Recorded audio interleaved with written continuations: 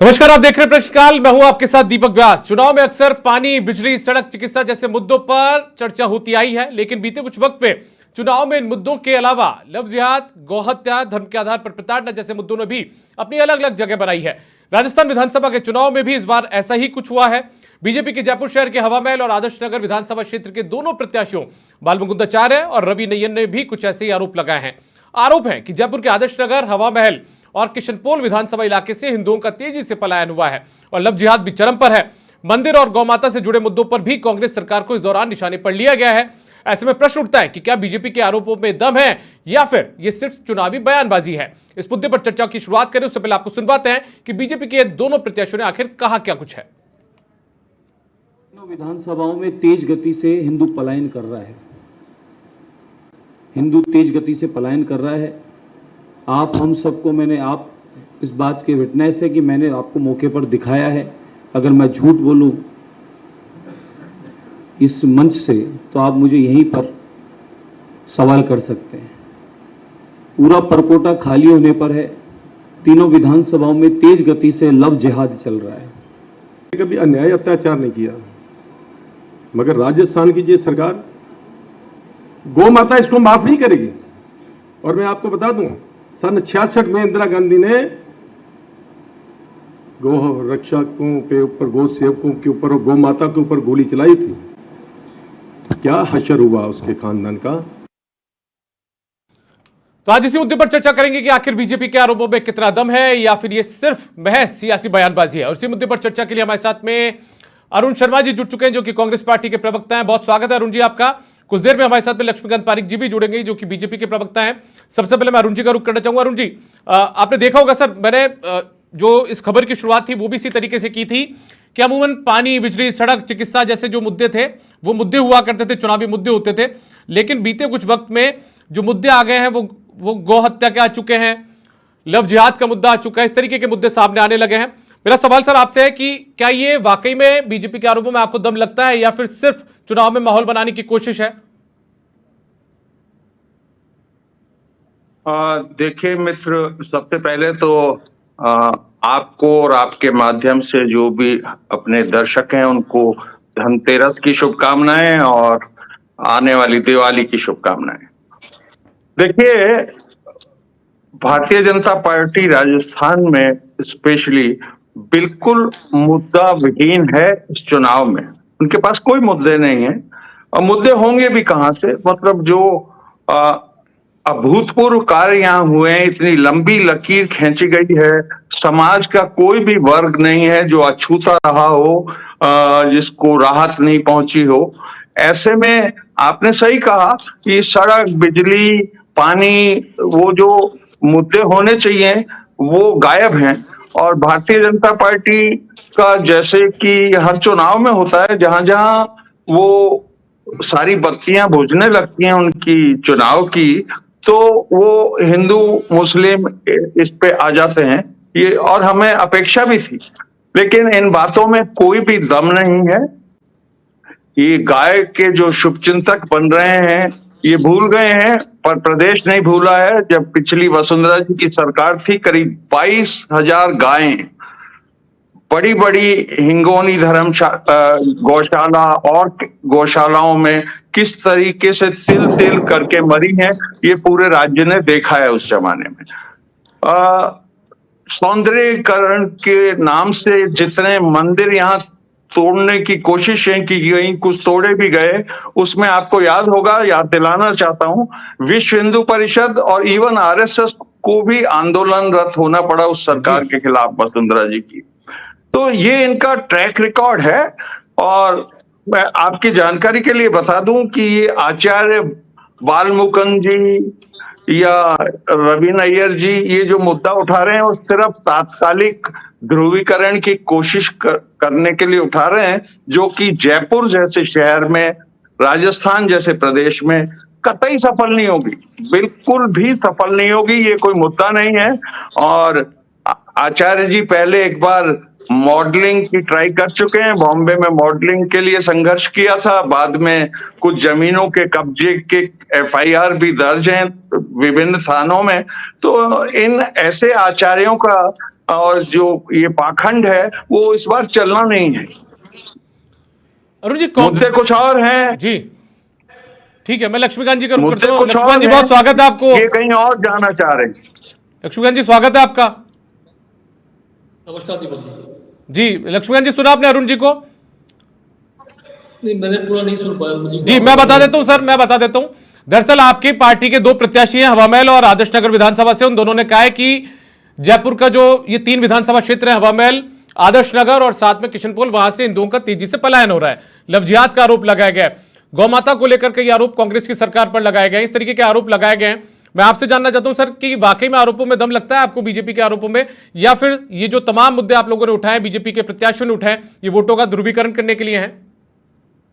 देखिए दीपक जी, हाथ का आरती क्या और पढ़े लिखे को पारती क्या, ये कहावत चरितार्थ होती है कांग्रेस के माननीय प्रवक्ता जी पर।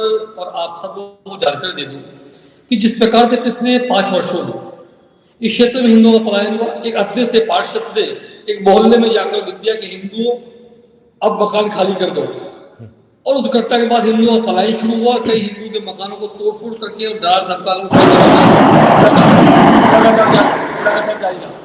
और जिस प्रकार का प्रयास कांग्रेस के, और इससे बड़ी बात बता दो, अभी कुछ समय रामगंज में घटना घटित हुई, उस घटना को आप संज्ञान करें तो कितनी बड़ी त्रासदी सिंधु समाज के साथ या मतलब सनातन के साथ हुई है कि 2 मोटरसाइकिल के लोगों की भिड़ंत, उसमें एक आदमी का हत्या हो जाना, और हत्या हो जाने पर 50 लाख का मुआवजा तुरंत दे देना, दे देना और आदमी नौकरी दे देना। वहीं एक वाल्मीकि समाज के व्यक्ति की हत्या मुस्लिम समाज के व्यक्ति द्वारा कर दी जाती है, उसको 5 लाख का मुआवजा भी तब दिया जाता है जब पूर्व विधायक मोहनलाल गुप्ता वहां जाकर धरने पर बैठते हैं, तब कलेक्टर 5 लाख का मुआवजा 2 माह बाद देते हैं। 24 घंटे में 50 लाख का मुआवजा, और 2 महीने बाद धरना देने के बाद एक वाल्मीकि समाज की महिला को 5 लाख का उसके पति पर बढ़ने का मुआवजा देकर तीसरी कर ली जाती है। तो ये यदि समान रूप की बात करो तो कहाँ समानता रही? आपके तुष्टिकरण की प्रकाष्ठा कर दी। आप अभी मेरे फाजिल दोस्त आदरणीय अरुण जी फरमा रहे थे गौ हत्या के मामले में, राजस्थान में जिस प्रकार के गौकश के मामले, इस राजस्थान की वर्तमान सरकार कालखंड में आजाद राज्य इतिहास में शायद कभी नहीं रही। ठीक है लक्ष्मीकांत जी, लक्ष्मीकांत जी, करने का काम दिल्ली सरकार ने किया है। लक्ष्मीकांत जी एक छोटा सा सवाल मैं ही पूछ लेता हूँ। लक्ष्मीकांत जी मेरा छोटा सा सवाल है सर। 4 दीवारी से पलायन की बातें भी हो रही है, लेकिन 4 दीवारी बहुत ही सिकुड़ा हुआ क्षेत्र और लगातार व्यापारिक जो गतिविधियां वहां पर बढ़ रही हो, वो भी तो एक वजह हो सकती है। दूसरी वजह सर एक मिनट सुन लीजिए। देखिए व्यापारिक गतिविधि निश्चित रूप से बढ़ी है सर सुन ली तो लीजिए। कई लोगों को गाड़ी पार्क करने की समस्या आती होगी, शायद इसलिए वो 4 दीवारी से बाहर चले गए होंगे। दूसरी एक आरोप बीजेपी पर भी लगता है। जब बीजेपी की सरकार राजस्थान के अंदर थी, तब जहां के आप बाशिंदे हैं जिस विधानसभा क्षेत्र के, वहां से महज कुछ कदमों की दूरी पर जयपुर के मंदिरों को भी तोड़ा गया था सर, और बीजेपी राज में ही तोड़ा गया था मेट्रो की आड़ में। देखिए निश्चित रूप से आपने सवाल उठाया कि व्यापारिक गतिविधियां बढ़ी है। इन 4 दीवारी में व्यापारिक गतिविधियां आज ही नहीं बढ़ी। 4 दीवारी जब से बनाए, नीचे दुकान ऊपर मकान का कंसेप्ट सदैव से रहा है, और लगातार इस जयपुर शहर के अंदर इस प्रकार का व्यापारिक गतिविधियां लगातार सच्चाई होती रही है। लेकिन पिछले 5 वर्षों में मैं कहूँगा एक बाढ़ सी बनी कि हिंदुओं को पलायन जारी करवाया गया। जहां से रामगंज क्षेत्र की सीधे तौर पर बात करता हूँ, वहां पर अंदर आकर देख लीजिए, चौकड़ी घाटगेट, चौकड़ी मोदी, चौकड़ी तोपखाना देश, तोपखाना हजूरी, वह घोड़ा निकास रोड़ी क्या स्थिति है। देखते बनता है हिंदू मंदिरों को जिस प्रकार से दिखाया गया है कि वहां पर मूर्तियां खंडित कर दी गई, वहां मांस के टुकड़े डाल दिए गए। मैं समझता अरुण जी को भी शायद लगता होगा कहीं ना कहीं अरुण जी आपकी चित्कार दी होगी जब हिंदू मंदिरों की दुर्दशा आप देखते होंगे, और जिस प्रकार से समाज विशेष के लोग वहां पर हड्डियां फेंक देते हैं, तो क्या आपके इंतजारबंदी की चोटती? क्या अपनी सरकार को नहीं कोसते?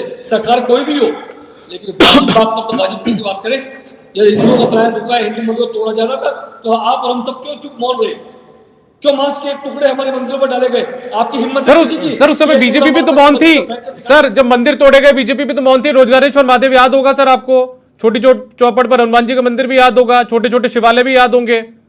वहां से हटाया गया रोजगारेश्वर महादेव, और उसी सरकार ने सर विश्व हिंदू परिषद और संघ वालों ने भी धरना दिया था, नाम सामने नहीं आया था। दीपक जी आप भी वही कहीं रहते हैं जयपुर निवासी है।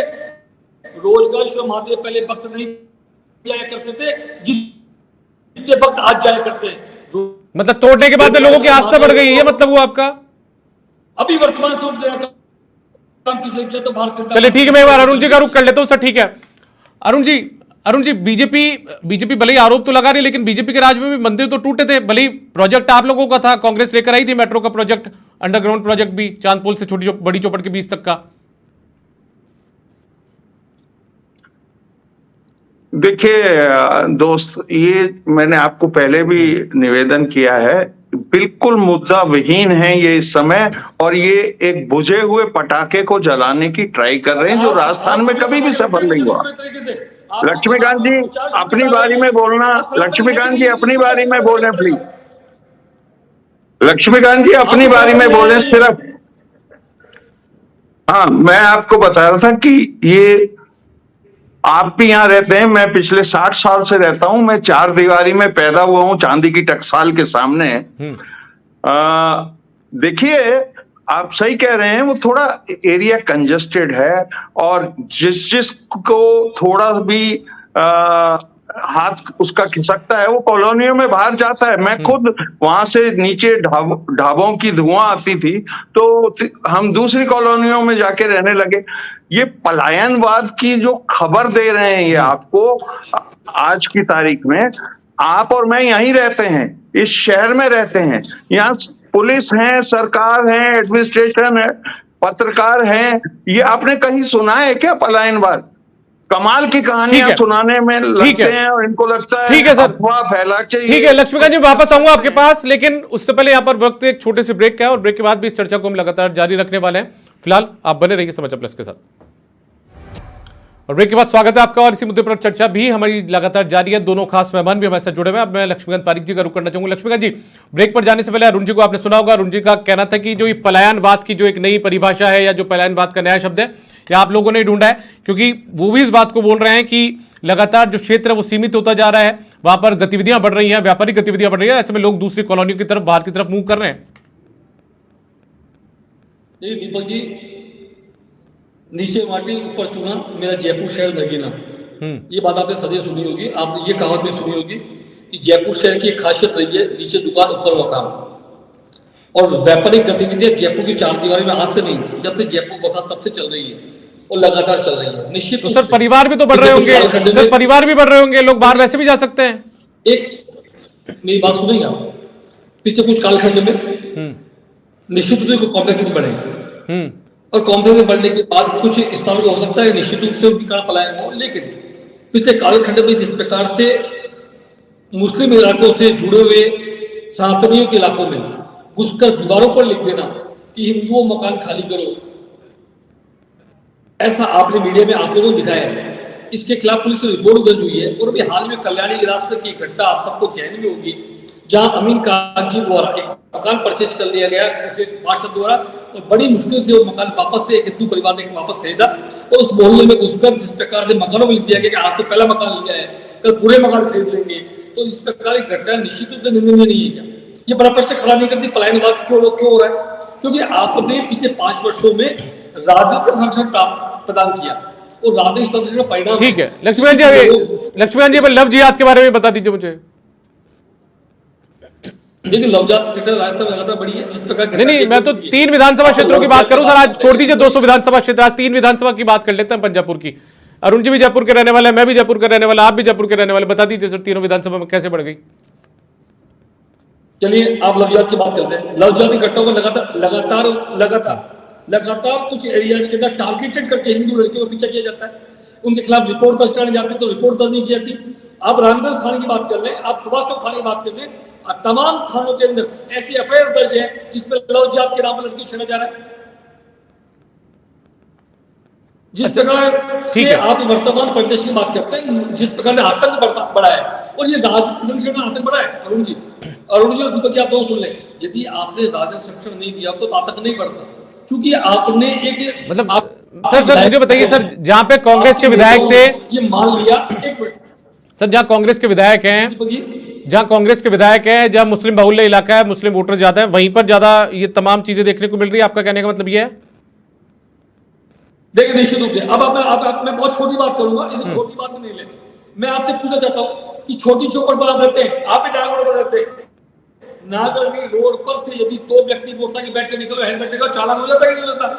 रामगंज की चौपर पर 4 सवारी बैठ कर जाओ, हेलमेट मत लगाओ, कोई चालान करने वाला नहीं है पुलिस का नुमाइंदा, क्योंकि डर लगता है। राजेश संरक्षण आपने दे रखा है, आपके अकाउंट में दे रखा है, पता है कि मुस्लिम विधायक ठीक है सर, फोन आएगा, सस्पेंड हो जाएंगे, डरते ठीक है। मुस्लिम। अरुण जी मैं आपकी प्रतिक्रिया जानना चाहूंगा सर। अरुण जी आपकी प्रतिक्रिया जानना चाहूंगा। लक्ष्मीकांत जी ने काफी कुछ आरोप लगा दिए कि जहां पे मुस्लिम बहुल्य इलाका है, जहां पर कांग्रेस के विधायक हैं, वहां पर आप लोग संरक्षण दे रहे हैं और इसी वजह से पलायन बढ़ रहा है, वहां पर लव जिहाद की घटनाएं बढ़ रही है। सीधा सीधा आरोप कांग्रेस की सरकार पर, कांग्रेस के जनप्रतिनिधियों पर है। देखिए, प्रतिक्रिया तो मैं लक्ष्मीकांत भाई की बात पे क्या करूंगा। मैं शुरू में ही आपको कह चुका हूं कि ये सब कपोल कल्पित बात करके शहर की आबोहवा खराब करने की नीयत है, जो नहीं होगी। ये बिल्कुल असफल होंगे, क्योंकि न तो जयपुर का मिजाज ऐसा है, न यहाँ के रहने वाले लोग इन बातों में आते हैं। ये सब निरर्थक बातें साबित होंगी, आप देख लेना। पर ये ट्राई जरूर करते हैं। आखिरी हथियार आपको याद दिला दूं, अभी कर्नाटका में अपन ने देखा, 4-6 महीने पुरानी बात है, जब इन्होंने देखा चारों तरफ से बुरी खबरें ही आ रही हैं, तो भारत के प्रधानमंत्री जी ने लोगों का आह्वान किया कि इस बार आप बजरंग बली की जय बोल के बटन दबाइए। जनता देखिए अब समझदार हो गई है। ये 30 साल पुरानी कथाएं हैं और इनमें कितना हिंदुओं का हित इनने सोचा है।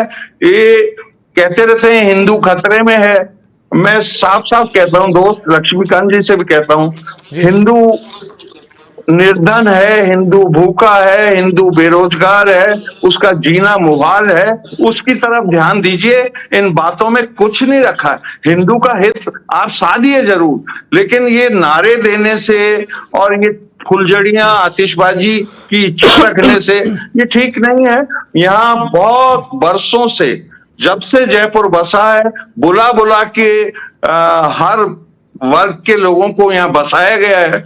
यहाँ के महाराजा की दूरदर्शिता थी, वो चाहे आतिशबाजी हो, पतंगबाजी हो और संगीतकार हो, शहर का एक इतिहास है और यहाँ इन बातों का खरीदार कोई भी नहीं है। लेकिन प्रयास करना इनका हक है, जरूर करना चाहिए। ये सफल नहीं होंगे, इनको कोई और रास्ते देखने चाहिए।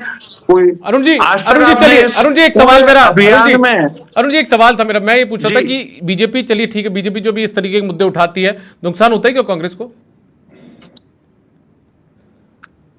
देखिए, एक हर चीज की एक सीमा होती है। कल प्रधानमंत्री जी उदयपुर में थे, आज मैंने अखबार में पढ़ा 44 मिनट का भाषण था, 42 बार कांग्रेस शब्द का उच्चारण किया।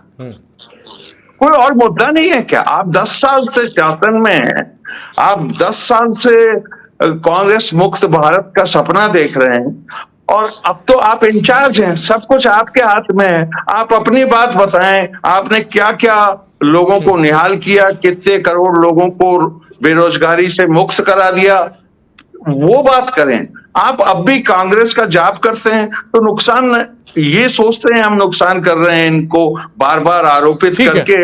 जनता देखिए, टाइम लगता है पर धीरे धीरे पर्दे खुलने लगते हैं और करवट ले रहा है। राजस्थान की तो हवा ही दूसरी है इस बार, लोग पहले फैसला कर चुके हैं। अरुण जी आप मेरे साथ बने रहिए, लक्ष्मीकांत जी आप भी मेरे साथ बने रहिए। फिलहाल वक्त एक छोटे से ब्रेक का है, लेकिन ब्रेक के बाद भी इस चर्चा को लगातार जारी रखने वाले हैं। ब्रेक के बाद प्रश्नकाल में एक बार फिर से आपका स्वागत है। हमारे साथ में दोनों खास मेहमान जुड़े हुए हैं। मैं लक्ष्मीकांत पारीक जी का रुख करना चाहूंगा। लक्ष्मीकांत जी, ब्रेक पर जाने से पहले आपने अरुण जी को सुना होगा, अरुण जी ने कहा है कि अब आबो हवा बदल चुकी है, लोग इन बातों को यकीन नहीं करते हैं। लेकिन मेरा सवाल सर आपसे भी वही है जो मैंने पूछा था अभी अरुण जी से, क्या बीजेपी को इस तरीके के मुद्दे उठाने से फायदा मिलता है क्या सर? वैसे दुनिया तो जानती है, लेकिन आपके मुंह से सुनना चाहता हूं मैं एक बार। अरुण जी कहते कांग्रेस के बारे में मोदी जी ने इतने बार बोला, मैंने आपने सुना, कांग्रेस का नाम तो निश्चित रूप आपने सुना, मैं पढ़ा भी, मोदी जी और भी कुछ मुद्दे उठाए थे। ये राजस्थान की महिलाओं की अस्मिता पर जिस प्रकार अत्याचार बढ़े, मोदी जी मुद्दा उठाया, राजस्थान नंबर 1 उस पर खड़ा हो गया। राजस्थान कानून व्यवस्था की स्थिति वेंटिलेटर पर है, ये मुद्दा भी शायद मोदी जी उठाया, ये आपको शायद जहन में आपके में नहीं आया, आपको पढ़ने में नहीं आया। ये आपकी गलती नहीं है, आपको चश्मे की गलती है। आपने माननीय मोदी जी ने युवाओं को लेकर पेपर लीक का मुद्दा भी उठाया, वह आपने नहीं पढ़ा, चूंकि आपका चश्मे का नंबर शायद कम हो गया है। आपने जिस प्रकार से वर्तमान परिदृश्य के अंदर माननीय मोदी जी की बातों में एक ही शब्द पड़ा, कांग्रेस के द्वारा किए गए भ्रष्टाचार को मोदी जी उजागर करने का काम किया, आपने नहीं पढ़ा। कांग्रेस तुष्टिकरण नीति को मोदी जी ने उठाने का प्रयास किया, आपने नहीं पढ़ा। आपने मोदी जी ने अपनी योजनाओं की वहां पर बात रखी। सर ठीक है, लक्ष्मीकांत जी तुष्टिकरण, कांग्रेस तुष्टिकरण की राजनीति करती है, आप लोगों का आरोप ही है सर, कांग्रेस पर आरोप ही आप लोग ये लगाते हैं कि तुष्टिकरण की राजनीति कांग्रेस करती है। आप लोगों पर आरोप लगता है कि आप हिंदुत्व के नाम पर राजनीति करते हैं, आपको वोट उससे मिलते हैं, गौ माता के नाम पर राजनीति करते हैं, लव जिहाद के नाम पर राजनीति करते हैं। मैं ये पूछ रहा हूं सर, फायदा मिलता है कि बीजेपी को इससे? देखिए सनातन पर यदि कोई पीड़ा होगी तो निश्चित रूप से भारतीय जनता पार्टी को पीड़ा होती है। हिंदुस्तान में रहने वाला हर व्यक्ति जो राष्ट्रवाद की बात करता है, राष्ट्र की बात करता है, सनातनी है, हम उसके साथ सदैव खड़े हैं, चाहे वह हिंदू हो, मुस्लिम हो, सिख हो, ईसाई हो, कोई भी हो, वो साथ खड़े। लेकिन यदि कोई राष्ट्रवाद से हटकर अलग बात करता है, इतर बात करता है, यदि कोई आदमी छात्र को डेंगू और मलेरिया कहता है तो उसके साथ नहीं खड़े हो सकते। कांग्रेस लोग खड़े हो सकते हैं उसके साथ। यदि कोई आदमी हिंदू शब्द को ये कहता है कि इसका शब्द ही बड़ा गलत है जो बोला नहीं जा सकता, वे कांग्रेस के नेता ही कह सकते हैं, भारतीय जनता पार्टी नेता को कोई स्थान नहीं, के लिए कोई स्थान नहीं है। हम सदैव, आप अभी राम मंदिर बात कर रहे थे, मेरे भाई दोस्त बार राम मंदिर बात करते हैं। भारतीय जनता पार्टी की स्थापना दीपक जी 1980 में हुई। भारतीय जनता पार्टी ने 1980 में राम मंदिर को एजेंडा बनाया और एडवाणी जी 9वीं वर्ष यात्रा लेकर निकले। उसका सुखद परिणाम है। कांग्रेस लोग अपने पूछा करते थे रामलला में आएंगे, मंदिर वही बनाएंगे, तारीख तो बताओ। आज बता रहा हूं, जनवरी के महीने में राम के मंदिर का शिलान्यास होने जा रहा है।